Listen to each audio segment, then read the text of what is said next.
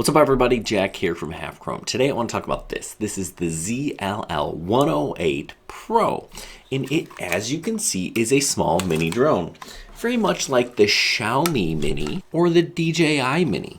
But there are definitely some things that set this thing apart. Aside from this bright orange color, which actually I kind of like because it's easy to spot in the sky. That's not it. And I think the biggest and probably most important difference is the price. This one you can find for about $125. Well, the prices have been fluctuating pretty rapidly recently, so if it's not 125 bucks, then well, it's not $125, but I've seen anywhere from 125 to 150 with a singular battery. Comes with a bag. You can get a 2 or 3 battery package, but overall, I do like this as a beginner drone, but you have to understand that it is very different from both the Xiaomi FPV Mini and the DJI Mini. Let's get into it.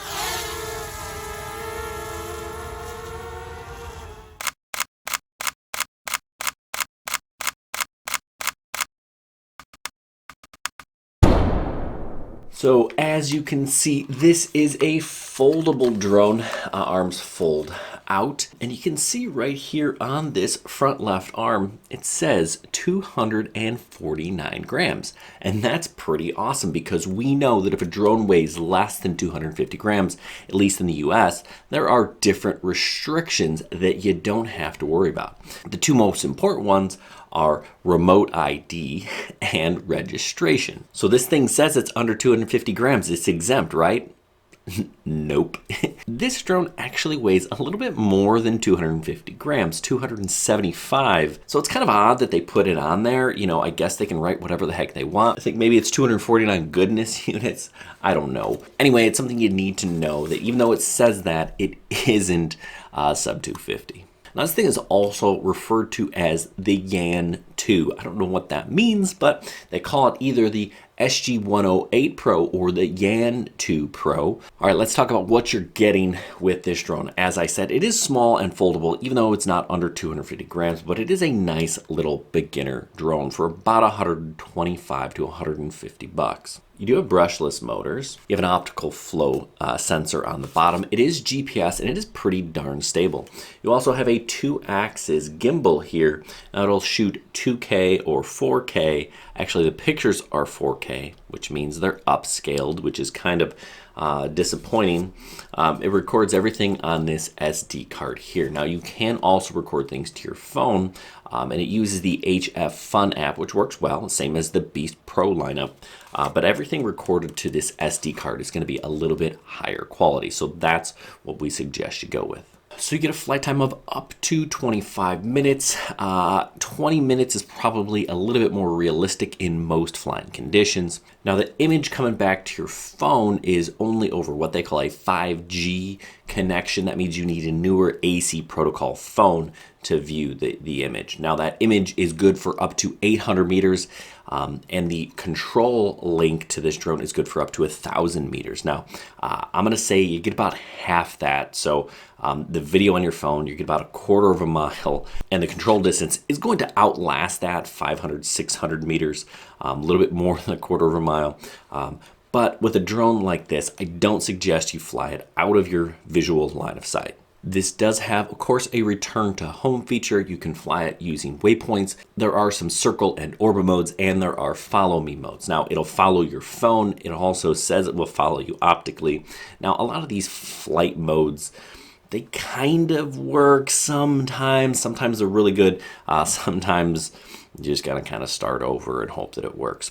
And that's kind of consistent with a lot of these ZLL drones.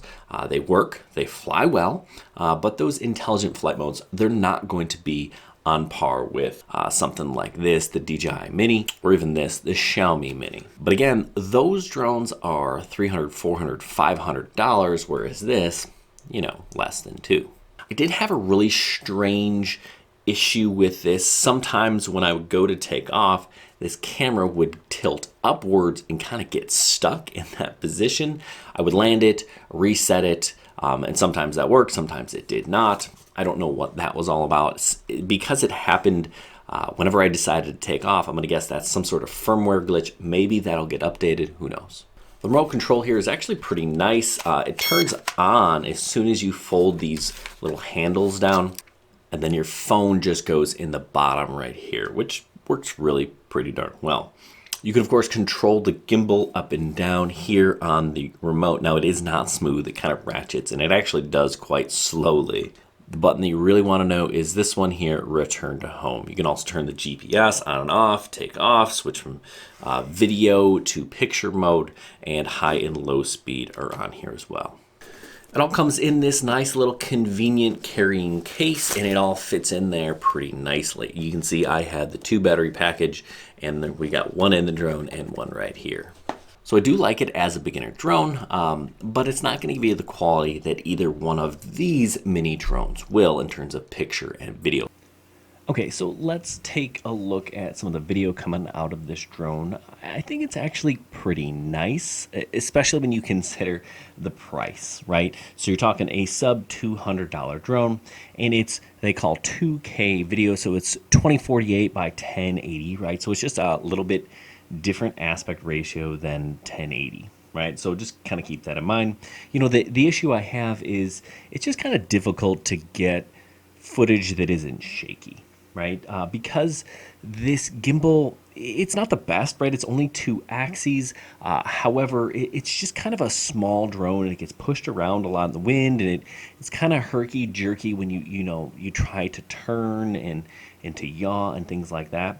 Again, it is an excellent beginner drone, right? If you're just kind of looking for something to learn how to set up shots, how to kind of move the gimbal, kind of how to learn to do some of these different modes, yeah, this is a good, decent drone to kind of start and learn how to fly with. But you're not going to get the same quality. Love that shot, flying through the fountain, Chris. You're not getting the same kind of quality coming out of the Mini 2 or the FPV Mini.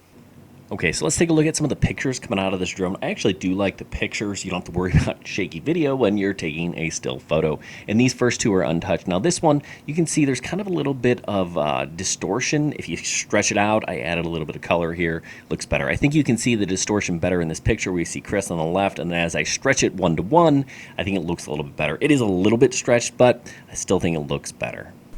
All right, so I hope that was helpful. If it was, give us a thumbs up. Hit that subscribe button if you're not a subscriber. And don't forget, we give away a drone at least once a month to a lucky Patreon subscriber. Plus, we have other giveaways like cool t-shirts on our live stream, which is typically Sunday nights at 8 p.m. Central Time. Hopefully, we'll see you there. Good luck, everybody, and happy flying.